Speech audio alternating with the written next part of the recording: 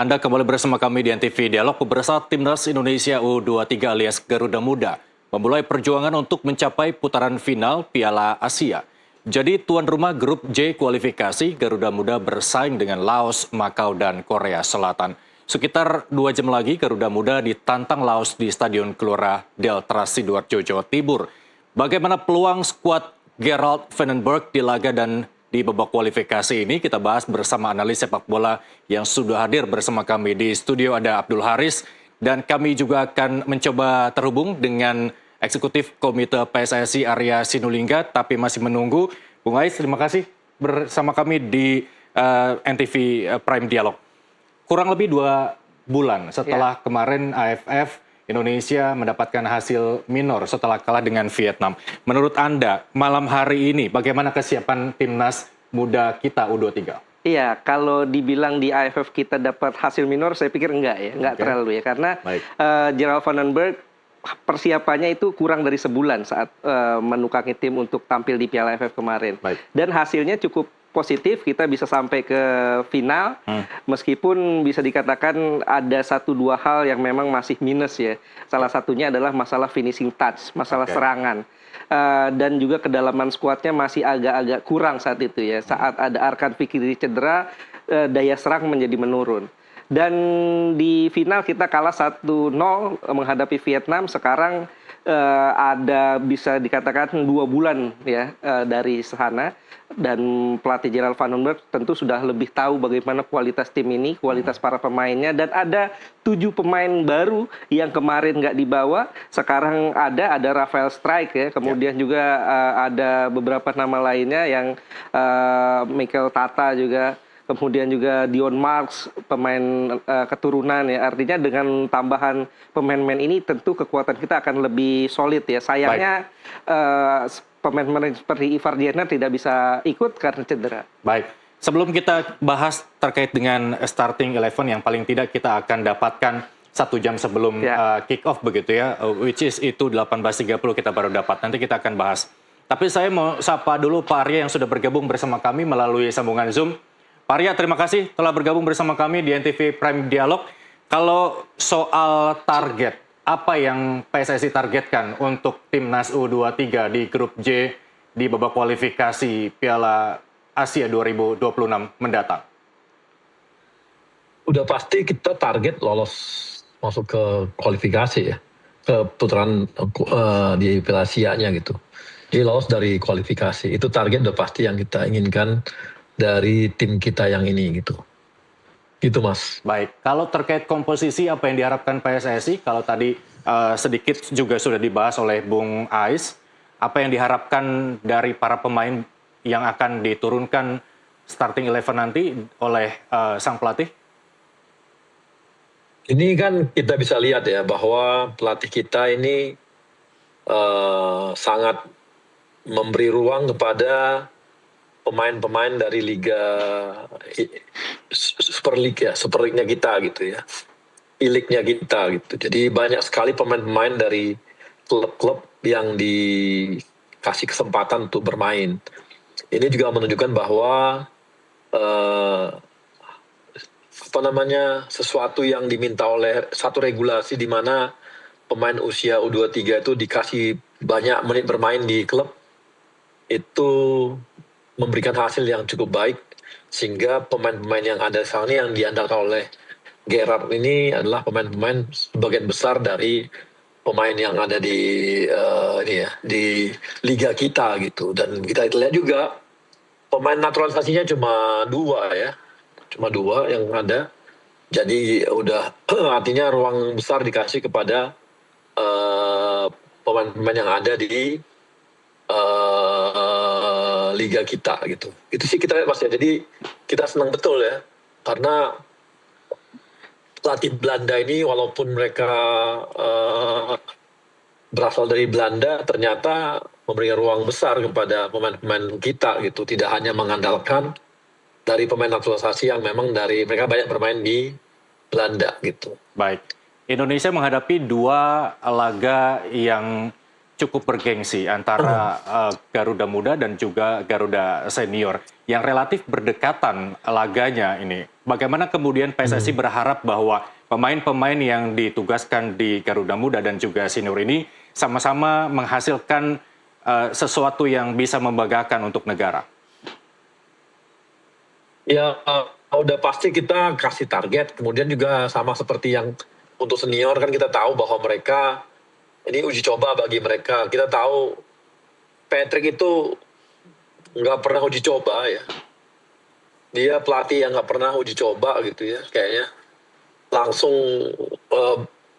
ke round 3 kemarin itu gitu, dan lolos dilakukan oleh Patrick dan kawan-kawan gitu. Jadi ini kesempatan mereka untuk bisa punya uji coba, sehingga mudah-mudahan nanti di round 4 ini hasilnya lebih baik lagi gitu.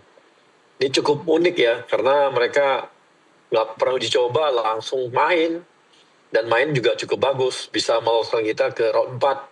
Dari 4 pertandingan mereka dapat 6 poin, itu cukup baik, sehingga bisa lolos kita ke round 4 ya. Itu yang kami lihat. Dan ini uji coba ini kami harapkan jadi sesuatu yang berguna bagi Patrick untuk mendapatkan komposisi terbaiknya nanti gitu. Baik.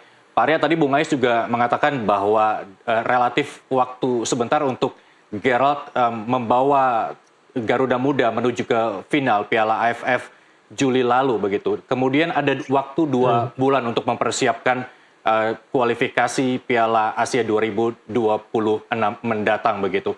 Kalau menurut Anda, apakah beban besar berada di Gerald ini atau akan ada semacam ultimatum ketika hasil minor di beberapa ajang Asia, bahkan di ajang dunia sekalipun, ketika Gerald tidak menghasilkan hasil yang cukup memuaskan bagi Garuda Muda? Kalau seperti Gerard kan dia bukan 2 bulan loh mempersiapkan ini. Paling tidak dari AFF ke malam hari nanti. Iya, tapi kan bukan 2 bulan. Artinya dia kan kalau persiapan artinya kan dia siapkan. Tapi paling tidak pernah AFF kemarin udah ada nih komposisinya. Ya. Ini kan persiapannya cuma berapa hari ini. Kan Garuda calling untuk kawan-kawan yang AFC U23 cuma baru berapa hari kan. Jadi bukan 2 bulan. Tidak seperti sebelumnya yang biasanya panjang tuh TC-nya tuh. Ya. Biasanya TC panjang, kemana-mana uji coba. Coba dilihat. Pasti panjang uji coba, panjang TC-nya, kumpul, uji cobanya banyak. Kalau ini kan bisa dibilang mereka uji cobanya tuh AFF, gitu. Oke. Bahkan uji coba mereka tuh AFF untuk U23 ini, gitu. Jadi ya evaluasi dilakukan, tapi kita lihat nanti bagaimana semuanya, gitu. Berarti Anda menaruh kepercayaan penuh di pundak Gerald untuk membawa Garuda Muda kita masuk ke final Piala Asia 2026. Itu harapan kita semua pasti. Baik. Kalau soal kondisi Indonesia yang belum sepenuhnya bisa dikatakan kondusif terkait dengan beberapa aksi unjuk rasa belakangan ini. Kemudian Pak Sekjen juga mengatakan bahwa supporter bakal turut mengamankan jalannya laga 2 negara. Bagaimana kemudian PSSI menjamin itu, Pak Arya? Saya rasa dari pihak keamanan, baik polisi, TNI Polri gitu ya, sangat mendukung dan mensupport acara ini. Ini juga acara kan seperti AFC ini kan kualifikasi kan levelnya Asia. Kemudian FMD itu levelnya FIFA gitu ya. Ini kan bagi kita bagus juga untuk menunjukkan bahwa kita ya baik-baik saja dan aman-aman saja gitu. Jadi kita terima kasih betul dengan pihak keamanan yang telah memberikan kita kesempatan dan juga memberikan ruang bagi kita untuk tetap bertanding, bahkan dengan penonton.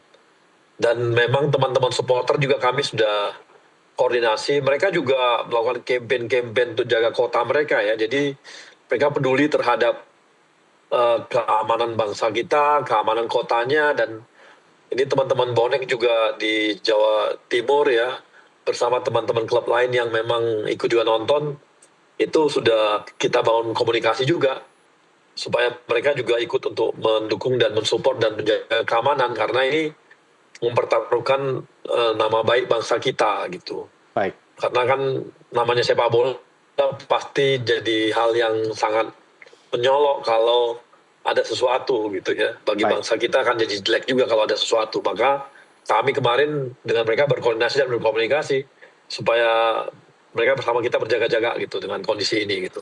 Gitu Baik. Mas. Pak Arya, kemarin Liga 1 31 Agustus, kalau saya keliru tolong koreksi, juga ditunda laga antara PSM Makassar versus Persebaya.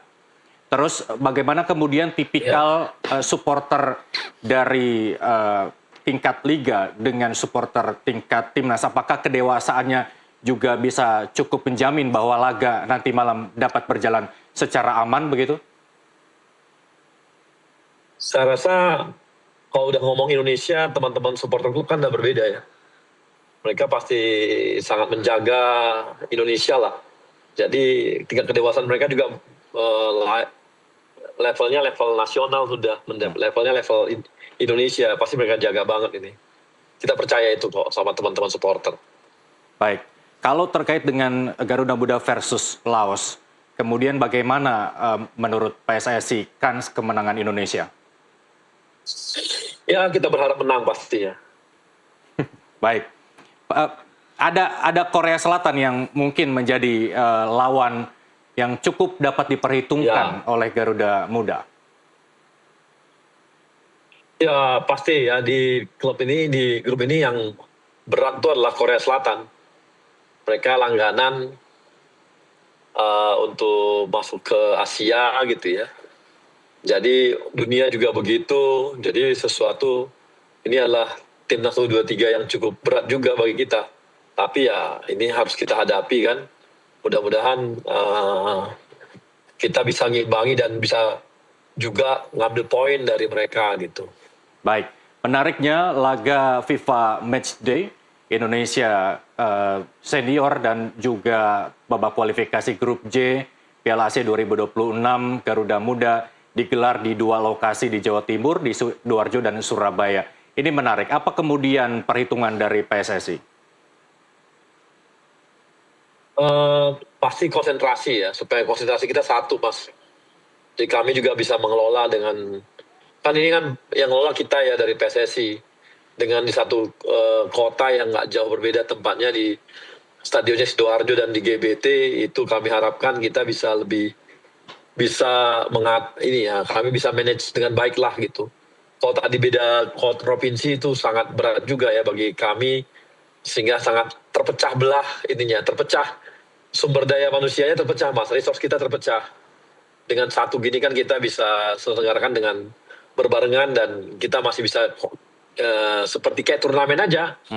Maksudnya turnamen itu artinya kita kan udah terbiasa ya, kalau turnamen itu ada 2 stadion gitu yang kita kelola, 2-3 stadion. Nah ini kan kita bisa lakukan di kota yang sama dan mudah-mudahan sih penyelenggaraan kami bisa baik gitu Mas. Jadi lebih kepada manajemen pengelolaan dan penyelenggaraan pertandingannya Mas. Baik. Kenapa disatukan di Jawa Timur gitu. Baik. Ada beberapa kota besar juga yang memiliki lebih dari satu stadion, Pak Arya. Apakah juga alasan keamanan menjadi perhitungan dari PSSI?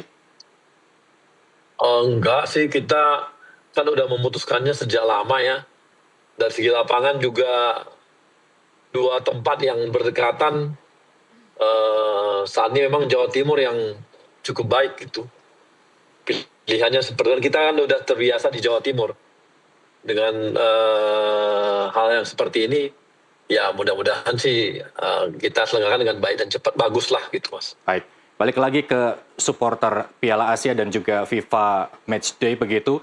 Kalau berkaitan dengan kondisi Indonesia, kita harapkan memang beberapa hari ke depan dan mulai hari ini sudah kembali kondusif. Kalau menurut Anda bahwa banyak permintaan laga digelar tanpa supporter demi alasan keamanan, bagaimana kemudian PSSI menyikapinya? Maksudnya gimana Mas? Iya, melihat dengan kondisi beberapa daerah di Indonesia belum sepenuhnya kondusif begitu. Kalau beberapa pihak meminta bahwa laga berlangsung tanpa supporter demi keamanan, bagaimana kemudian PSSI menyikapinya? Ini yang kita konsultasikan juga ke teman-teman supporter. Mereka ini ya, malah berharap supaya tetap ada penonton. Oke. Itu yang mereka harapkan. Sehingga kita bangun komitmen sama-sama dengan supporter. Kalau memang seperti itu kita dari teman-teman supporter, ayo kita jaga nih pertandingan kita gitu. Harus kita sama-sama jaga gitu. Jadi kita mudah-mudahan tidak ada yang mengganggu lah Mas gitu ya. Baik. Kita berharap karena ini menyangkut citra bangsa kita sih ya. Baik, kalau soal antusiasme supporter di Surabaya dengan daerah lain seperti apa animonya? Kalau animo sih daerah lain juga bagus ya. Oke. Jangan nggak ini. Seperti kemarin kita buat di Medan 17 itu full ya. Stadionnya full banget. Jadi gairahnya dan dari belajar kita dari yang di Medan itu sepertinya kita akan coba untuk membawa timnas kita apakah kelompok usia muda ini bisa bawa juga ke daerah lain nantinya, tidak hanya di Jawa gitu. Karena kemarin di Medan cukup bagus dan berhasil dan bikin gairah sepak bola di sana juga bagus dan rapi, tertib gitu ya. Tapi dan kita coba untuk nantinya ke daerah lain juga begitu Mas. Jadi antusiasme sih malah bisa dibilang makin lama di setiap daerah makin kuat gitu terhadap timnas kita gitu.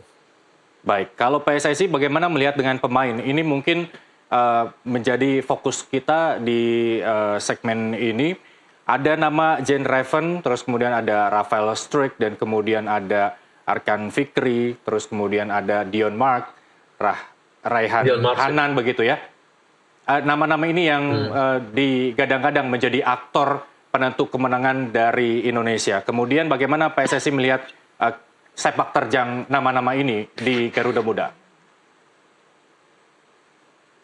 Ya ini kan nama-nama yang udah populer ya. Dan seperti Jens kan udah berapa kali itu memang dia andalannya di U23. Ya. Di beberapa kesempatan seperti itu. Sebelumnya pun di masanya Pak Indra Safri pun dia kan juga andalan. Kemarin juga kita kan dapat andalan juga nih. Demikian juga Arkan Fikri juga demikian halnya ya. Kemudian nah ini pemain baru yang kita lagi coba yaitu Dion Marks nih Mas. Tapi nggak hanya itu, ada beberapa nama-nama yang nama-namanya juga nama-nama baru yang belum pernah juga di timnas di U23 belum dipanggil, itu dipanggil, bisa dibilang bahwa ini adalah benar-benar tim baru. Jadi agak saya ralat ya, tadi ada 2 atau 3 orang pemain naturalisasi yang ada Jens, ada Rafael, dan ada Dion. Ini cukup mudah-mudahan memberikan hasil yang baik lah nantinya gitu. Baik, kemudian timnas senior ada nama-nama baru diaspora Indonesia. Bagaimana ke depannya dengan Garuda Muda? Apakah akan ada diaspora baru untuk menambah kekuatan skuad Garuda Muda? Ini nama-nama yang baru di senior juga bisa dibilang usianya muda ya. Betul. Mauro gitu ya. Miliano, walaupun mereka bermain di senior kalau untuk Miliano ya. Kemudian nanti ada juga ya kalau berjalan dengan baik Adrian Wibowo gitu ya. Ini kan bisa sangat bagus untuk kita gitu ya. Ya. Mereka masih muda, Adrian itu masih 19 loh. Baik. Tapi udah bermain di senior. Jadi saya rasa nanti kita lihat bagaimana gitu. Jadi kita punya stok yang cukup tebal untuk pemain-pemain kita. Kan kita ini kemarin siapa Ole aja cedera, kita aja kan langsung khawatir ya. Tapi dengan begini kita nambah pemain, walaupun masih muda-muda, mudah-mudahan menebalkan pemain di komposisi yang ada ini di posisi-posisi yang ada juga gitu Mas. Baik, Pak Arya selamat melanjutkan perjalanan, tapi saya minta tebak skor untuk Indonesia versus Laos berapa? Ya 3-0 lah mudah-mudahan. Baik, 3-0 realistis atau terlalu ambisius? Enggak. Realistis ya? Realistis. Karena ada Jens Raven yang pernah menggolkan 6 gol dalam 1 kali laga. Baik, terima kasih Pak Arya, selamat melanjutkan perjalanan. Kita dukung timnas Garuda Muda melawan Laos, dan Bung Ais kita tahan dulu karena kita harus jeda sesaat. Pemirsa NTV Prime Dialog masih akan kembali usai jeda.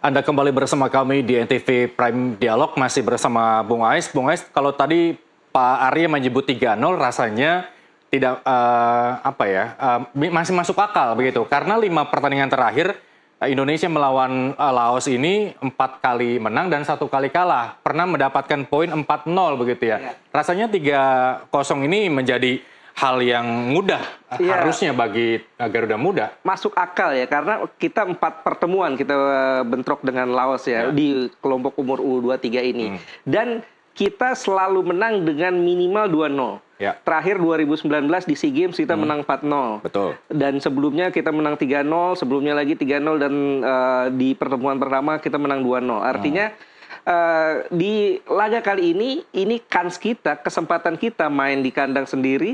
Dan kita butuh gol banyak untuk bisa bersaing. Kalau seandainya kita gagal finish di puncak klasmen, artinya kita harus bisa rebut salah satu dari 4 peringkat 2 terbaik dari 11 grup ini. Artinya kan selain poin, selisih gol harus betul-betul kita jaga. Bagaimana caranya kita punya tabungan gol yang banyak.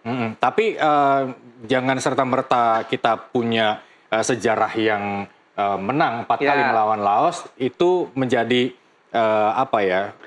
jumawa begitu ya. Karena aktor yang dianggap penentu kemenangan Laos ini ada Anantaza, terus kemudian ada Demot, terus kemudian ada Peter. Ini juga pemain-pemain yang tidak bisa dianggap remeh begitu.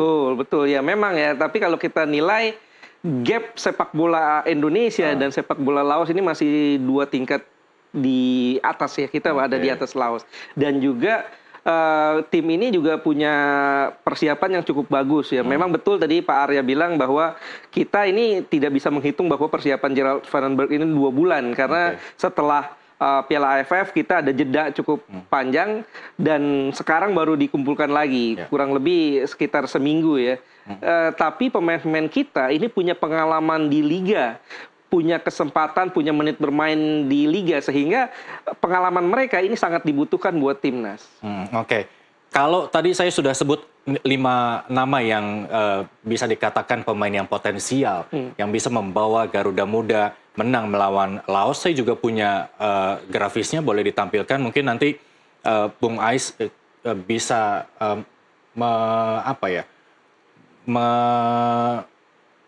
memprediksi begitu ya, susunan pemain yang akan turun. Kita lihat susunan pemain.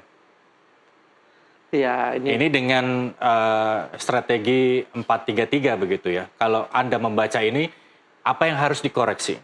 Ya, ini 4-3-3 memang ini adalah formasi yang biasa dimainkan oleh Gerald Vandenberg selama Piala AFF kemarin. Yang menarik adalah yang berubah-ubah itu di komposisi 2 center back. Di laga pertama di Piala AFF kemarin yang dimainkan Kadek Arel dan Muhammad Ferrari.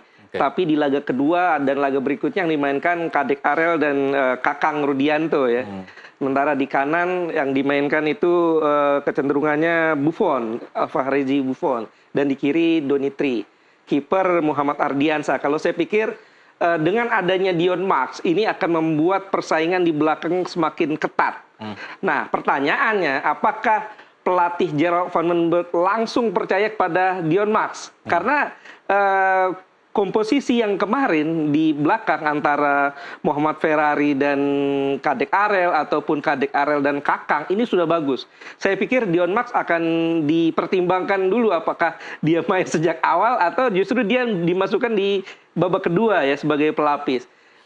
Saya lebih cenderung percaya bahwa di posisi kiper Muhammad Ardiansa, sementara di 2 center back ini Kadek Arel dengan antara Ferrari ataupun Kakang. Sementara di kiri itu Donitri, di kanan Al-Hareji Buffon, dan di tengah ini komposisinya sudah baku ya.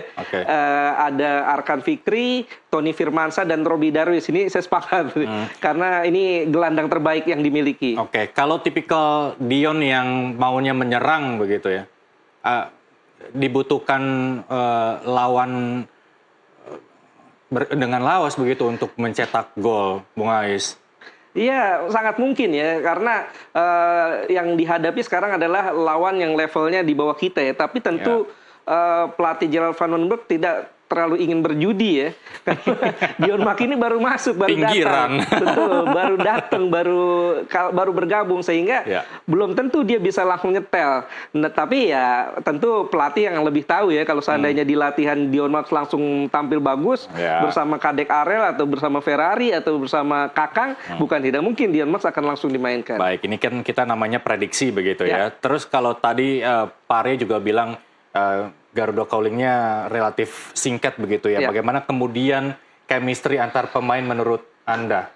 Ya, kalau saya lihat di Piala AFF kemarin itu sudah terbentuk ya. Dari fase grup, 3 pertandingan, kemudian dan lawan-lawannya tuh lumayan berat ya. Memang di laga pertama kita menghadapi lawan yang relatif lemah, Brunei.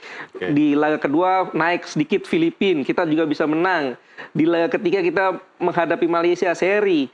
Di laga semifinal kita menghadapi Thailand dan di final kita kalah menghadapi Vietnam. Artinya persiapannya sudah cukup matang dan dari situ sudah terlihat komposisi skuad, chemistry sudah mulai nyetel. Sekarang tinggal bagaimana pemain-pemain baru yang baru bergabung seperti Rafael Strijk, Dion Mack, Ananda Rehan ini bisa nyetel dengan cepat atau tidak. Ini PR-nya bagaimana seorang Gerald Van den Berg dan timnya ya membuat pemain-pemain yang baru datang ini ngeblend langsung dengan komposisi yang ada sebelumnya. Baik, dari 4 kemenangan Indonesia melawan Laos dari ajang SEA Games dan juga Asian Games, menurut Anda di tangan Gerald ini mampu mengulang kemenangan di bawah kepelatihan terdahulu?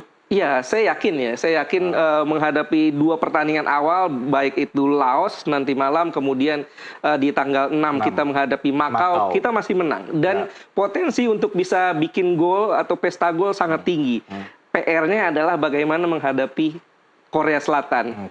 Karena bebannya berat loh seorang Gerald Van den Berg ini. Infonya Korsel versus Makau sudah kelar digelar dengan skor 5-0 untuk Korea Selatan. Ini nampaknya berat. Bagaimana kemudian nanti Indonesia melawan Korsel? Kansnya seperti apa? Iya, secara level Korsel masih ada di atas kita. Betul, di pertandingan terakhir, pertemuan terakhir kita menang lawan Korea Selatan di 32 besar di perempat final ya, perempat final Piala Asia 2024. Saat kita masih dipegang oleh Coach Sintayong, menang adu penalti. Tapi yang perlu jadi pertimbangan, tim yang dulu dipegang oleh Sintayong itu persiapannya panjang.